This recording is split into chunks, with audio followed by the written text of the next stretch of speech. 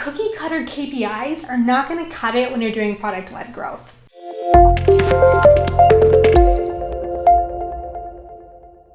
I'm Melanie Crissy, and today I want to talk with you about how you can use customer research to develop more contextual KPIs for your product-led business. Everybody knows that KPIs and segmentation are critical for running product-led growth at scale. The problem is, nobody talks about how hard it is to define those metrics or to wire up the data so you can actually measure it.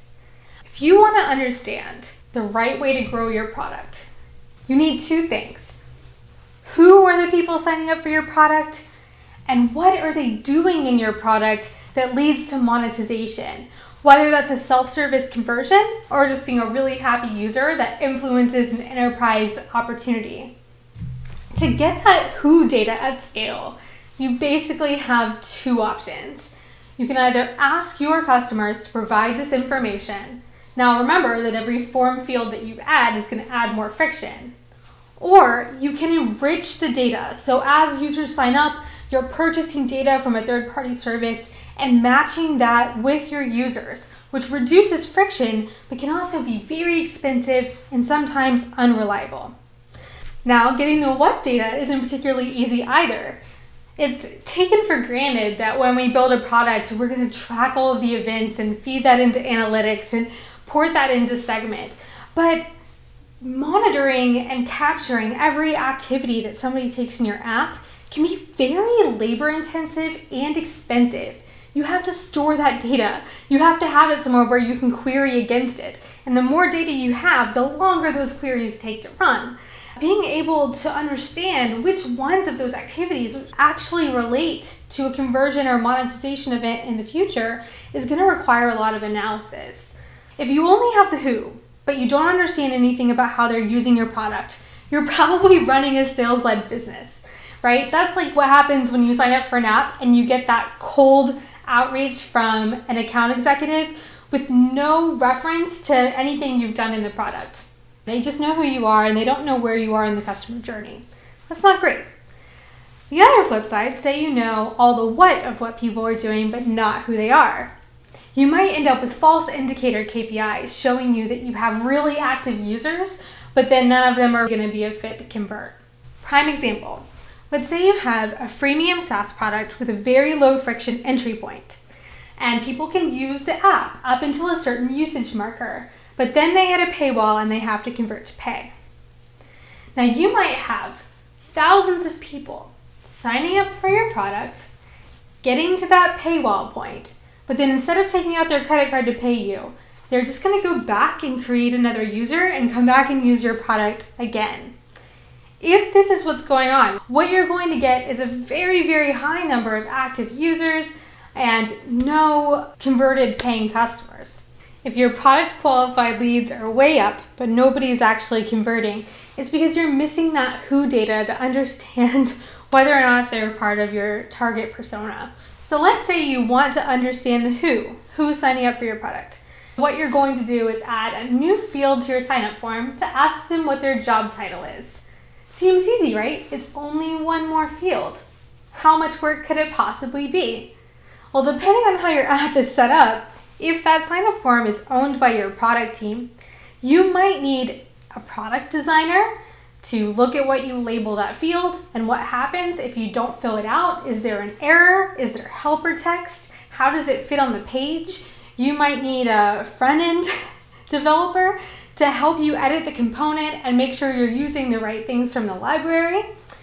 You might need a back-end engineer to pull that data into all the right places, which means you're probably going to have to look at some APIs to figure out how to send that data into your marketing automation or into your CRM to get it into your data pipeline so you can report on it later.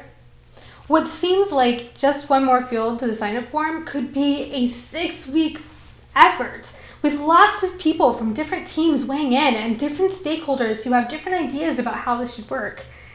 And you have to weigh that work against the other things in your product roadmap. Here's the other thing. As your product evolves and your company grows, who your target customer is going to change and evolve. And also the what people do in your product will change and evolve. You're constantly rolling out new features. So those signals or inputs into your product qualified lead criteria, those are going to evolve over time as well. So what you build up is this backlog of, I need data for this. I need to add a new form field for this. I need to get tracking on this. And when you have an entire backlog of requests to say, here are the things that we need to know, then you have to make decisions about what you need to do first. Which are the business critical metrics versus what's going to become irrelevant in a couple of weeks of time in the icebox. How do you know what's going to make a difference? Now, there's a very smart person at Netlify, head of data, Emily Sherrio. She shared this with me, and I'm going to share it with you because I think it's valuable and insightful. Your data is a product, right? Your data and your metrics are a product with their own life cycle and their own customers. Except for the customers for your data product are you, product-led leader, or product marketer, or product manager, or business stakeholder.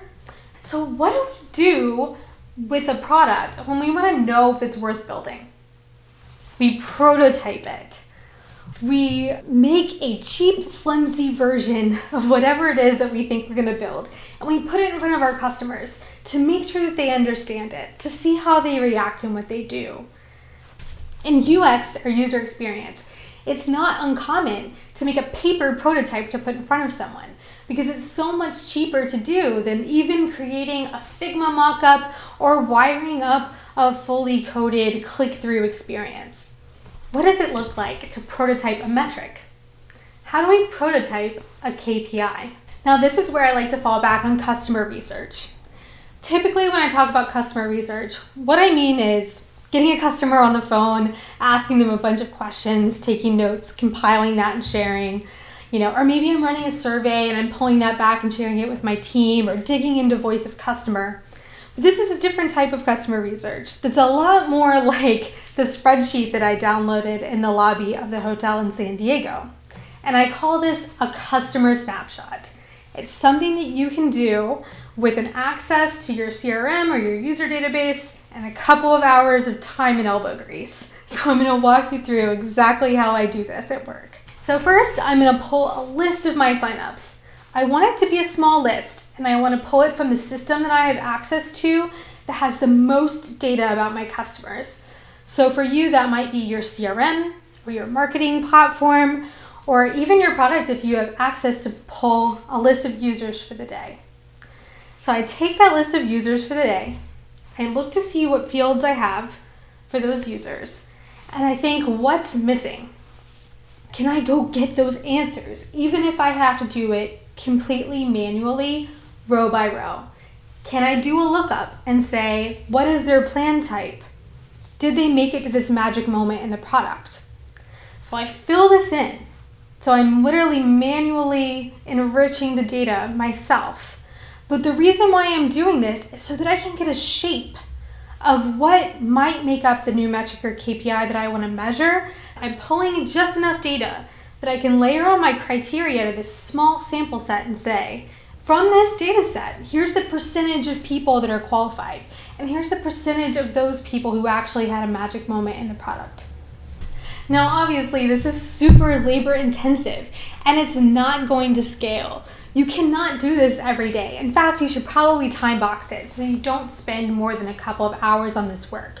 But what's valuable about this is that you can put a chart and a graph together, you can pull some numbers and count and say, what would it mean if we had this data for our entire customer set? What decisions would we make? What would we do differently? Here's an example of one of these customer snapshots I did recently, where I'm basically showing, here are all the signups segmented by company size, which is not a piece of data that we collect today during sign up. And what's exciting about this customer snapshot to me is that there's this gap. There are a lot of people who are our target persona who never activate and have a magic moment. But when I look at the entire data set, that can be really buried because maybe my activation rate is high among customers who aren't ready to purchase. This customer snapshot helped me figure out an opportunity that I wouldn't have seen if I was just looking at my KPI dashboard alone. Don't be afraid to get your hands dirty. Prototyping can really help you get aligned on whether or not that's the right metric to measure at scale, and reduce your risk as you go to your data team or your product team to say, we really need to collect this data for every single person who signs up.